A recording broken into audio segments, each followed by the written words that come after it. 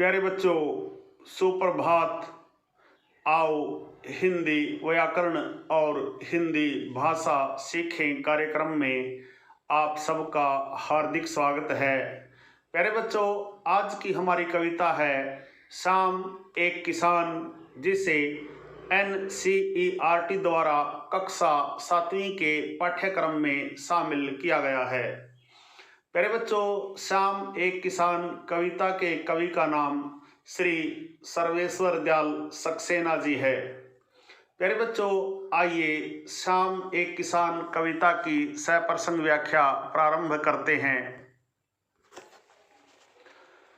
आकाश का साफा बांधकर सूरज की चिलम खींचता बैठा है पहाड़, घुटनों पर पड़ी है नदी चादर सी, पास ही दहक रही है पलाश के जंगल की अंगीठी, अंधकार दूर पुरों में सिमटा बैठा है भेड़ों के गले सा।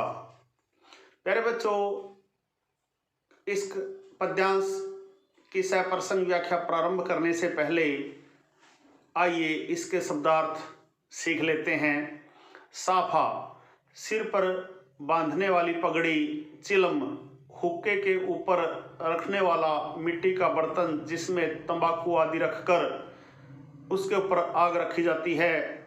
चादर सी, चादर के समान दहक रही है, जल रही है। पलाश, एक प्रकार का वृक्ष जिस पर लाल रंग के फूल लगते हैं। अंधकार, अंधेरा, पूर्व दिशा में सिमटा, दुबका हुआ, गल्ले सा, समूह के समान। प्यारे बच्चों, प्रसंग में आप लिखेंगे, प्रस्तुत पंक्तियां हमारी हिंदी की पाठ्य पुस्तक वसंत भाग 2 में संकलित कवि सर्वेश्वर दयाल सक्सेना द्वारा रचित शाम एक किसान कविता से ली गई हैं। इसमें कवि ने किसान के रूप में जाड़े की शाम के प्राकृतिक सौंदर्य का वर्णन किया गया है। प्यारे बच्चों, सर्वेश्वर दयाल सक्सेना जी कहते हैं, आकाश का साफा बांधकर सूरज की चिलम खींचता बैठा है पहाड़। प्यारे बच्चों, प्रस्तुत पद्यांश में कवि कहता है कि शाम के समय पहाड़ एक किसान की तरह बैठा दिखाई दे रहा है।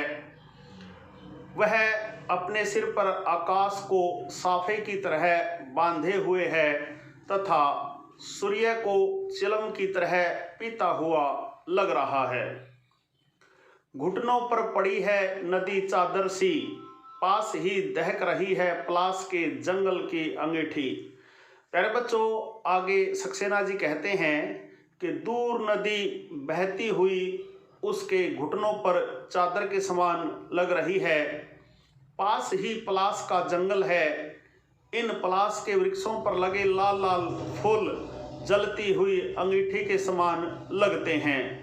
अंधकार दूर पुरों में सिमटा बैठा है भेड़ों के गले सा। प्यारे बच्चों, दूर पूर्व दिशा में अंधेरा भेड़ों के समूह के समान दुबका हुआ बैठा दिखाई दे रहा है। प्यारे बच्चों, कवि ने पहाड़ को किसान की तरह शाम के वातावरण में बैठा हुआ दिखाया है। शाम की प्रकृति के सौंदर्य का यहाँ सुंदर चित्रण हुआ है। प्यारे बच्चों, यह थी पहले पद्यांश की सप्रसंग व्याख्या। प्यारे बच्चों, आइए दूसरे पद्यांश की सप्रसंग व्याख्या सीखते हैं। अचानक बोला मोर, जैसे किसी ने आवाज दी, सुनते हो चिलम औंधी, धुआं उठा, सूरज डूबा, अंधेरा सा छा गया। प्यारे बच्चों, प्रसंग में आप लिखेंगे, प्रस्तुत पंक्तियां कवि सर्वेश्वर दयाल सक्सेना द्वारा रचित श्याम एक किसान कविता से ली गई हैं। इसमें कवि ने श्याम की सुंदरता का वर्णन किया है।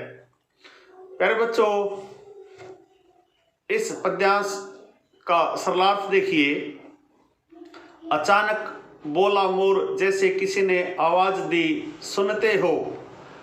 यहाँ कवि कहता है कि शाम को शांत दृश्य था, अचानक मोर बोल पड़ा। ऐसा लगा जैसे किसी ने आवाज लगाई हो, सुनते हो। चिलम औंधी, चिलम उल्टी हो गई। धुआं उठा, उसमें से धुआं उठा, सूरज डूबा, अंधेरा छा गया। इसी समय पश्चिम दिशा में सूर्य डूब गया और चारों ओर अंधेरा छा गया। शाम का जो दृश्य शांत था वह मोर के बोलने पर एकदम घटना में बदल गया। प्यारे बच्चों, शाम के शांत वातावरण में मोर की मधुर आवाज गूंजती है तथा सूर्य के डूबने से चारों ओर अंधेरा छा जाता है। भाषा सरल, सरस और स्वाभाविक है। प्यारे बच्चों, यह थी शाम एक किसान कविता की सप्रसंग व्याख्या। मुझे आशा ही नहीं पूर्ण विश्वास है कि आपको अच्छी प्रकार से समझ में आई होगी। प्यारे बच्चों, यदि आप वास्तव में गंभीरता के साथ हिंदी व्याकरण और हिंदी भाषा को सीखना चाहते हैं, आप मेरे YouTube चैनल संगम टीवी हिंदी व्याकरण को सब्सक्राइब जरूर कर लें और वीडियो पर दिए बेल आइकन को जरूर दबाएं ताकि संगम टीवी हिंदी व्याकरण पर पढ़ाए जाने वाले पाठों का सबसे सरल और सटीक विश्लेषण YouTube पर अपलोड होते ही उसका नोटिफिकेशन सबसे पहले आपके पास पहुंचे। प्यारे बच्चों, आज का यह छोटा सा वीडियो यदि आपको पसंद आया हो तो इसे लाइक, कमेंट और ज़्यादा से ज़्यादा शेयर जरूर करें। प्यारे बच्चों, खुश रहें, मस्त रहें, योगा करें, स्वस्थ रहें। आपका दिन मंगलमय हो।